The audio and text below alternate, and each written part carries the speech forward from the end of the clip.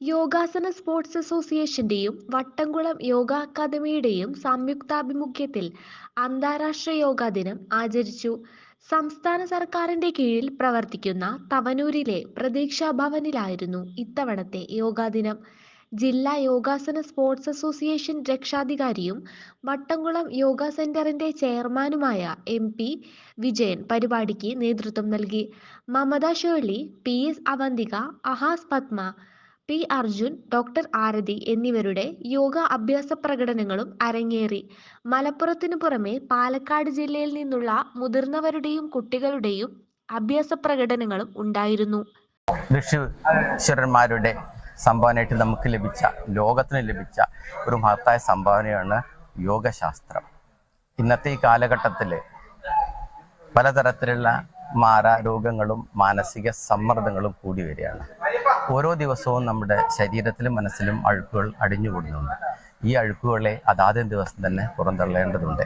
അതിന് പറ്റിയ നല്ലൊരു സയൻസും ടെക്നോളജിയുമാണ് യോഗ എന്ന് പറയാം.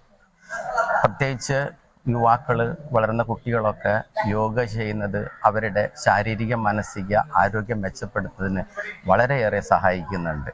പലതരത്തിലുള്ള വ്യാധികളെ കൊണ്ട് ദുരിതം ദുരിതം അനുഭവിച്ചു കൊണ്ടിരിക്കുകയാണെന്ന് അതിനെ മാറ്റിയെടുത്ത് ശാന്തിയും സമാധാനം നിറഞ്ഞ ഒരു ജീവിതം നയിക്കുവാൻ യോഗ നമ്മെ സഹായിക്കുന്നു. ഇത്തരം പ്രവർത്തനങ്ങളിലൂടെ എല്ലാവരിലും യോഗയുടെ സന്ദേശം എത്തുകയും അതുവഴി അവർ യോഗ പരിചയിക്കുകയും അങ്ങനെ നല്ലൊരു ജീവിതം കാഴ്ചവെക്കാൻ അവർ കഴിയട്ടെ.